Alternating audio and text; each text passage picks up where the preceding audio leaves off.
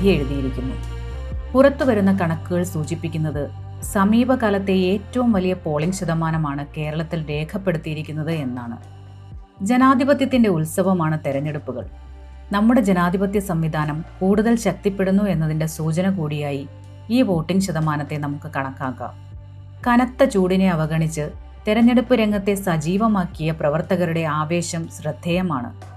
വികസനത്തിന്റെയും ക്ഷേമത്തിന്റെയും ഒരു ദശാബ്ദക്കാലമാണ് കേരളം പിന്നിട്ടത്.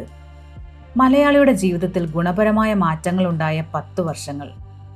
ആ ക്ഷേമകാലം തുടരണമെന്ന മലയാളിയുടെ ആത്മാർത്ഥമായ ആഗ്രഹത്തിന്റെ പ്രതിഫലനമാണ് ഈ തെരഞ്ഞെടുപ്പ് കാലത്ത് ഉടനീളം കാണാനായത്. വളരെ കുറഞ്ഞ ദിവസങ്ങളാണ് ഇത്തവണ പ്രചരണത്തിന് കിട്ടിയത്.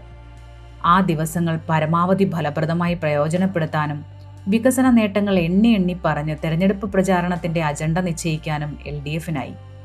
വികസനത്തെ മുൻനിർത്തിയുള്ള ചർച്ചകളെ പ്രതിപക്ഷം ഭയപ്പെടുന്നുവെന്ന തോന്നലാണ് പൊതുവിലുണ്ടായത്. സ്ഥാനാർത്ഥി നിർണയം അതിവേഗം പൂർത്തിയാക്കി അടുക്കും ചിട്ടയുമുള്ള തെരഞ്ഞെടുപ്പ് പ്രചരണ പ്രവർത്തനങ്ങളുമായി ഇടതുപക്ഷം കളം നിറഞ്ഞപ്പോൾ തെരഞ്ഞെടുപ്പ് രംഗത്ത് വ്യക്തമായ മുൻകൈ ഇടതുപക്ഷത്തിന് നേടാൻ കഴിഞ്ഞു.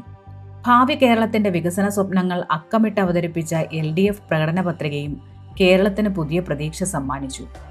പ്രതിപക്ഷത്തിന്റെ അഴിമതിയെക്കുറിച്ച് ചർച്ച ചെയ്ത തെരഞ്ഞെടുപ്പ് എന്ന പ്രത്യേകതയും ഈ തെരഞ്ഞെടുപ്പിനുണ്ട്.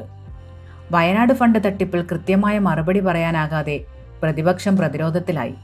കടുത്ത വേനൽ ചൂടിനെ കടത്തിവെട്ടുന്ന തെരഞ്ഞെടുപ്പ് ചൂടാണ് കേരളത്തിൽ അനുഭവപ്പെട്ടത്.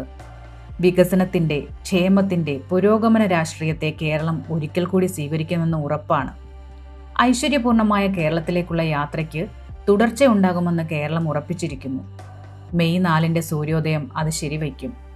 LDF-ന്റെ രാഷ്ട്രീയം ജനങ്ങളിലേക്ക് എത്തിക്കാനും ഇടതുപക്ഷത്തിന്റെ വിജയം ഉറപ്പാക്കാനും വിശ്രമരഹിതമായി പ്രവർത്തിച്ച എല്ലാവർക്കും അഭിവാദ്യങ്ങൾ.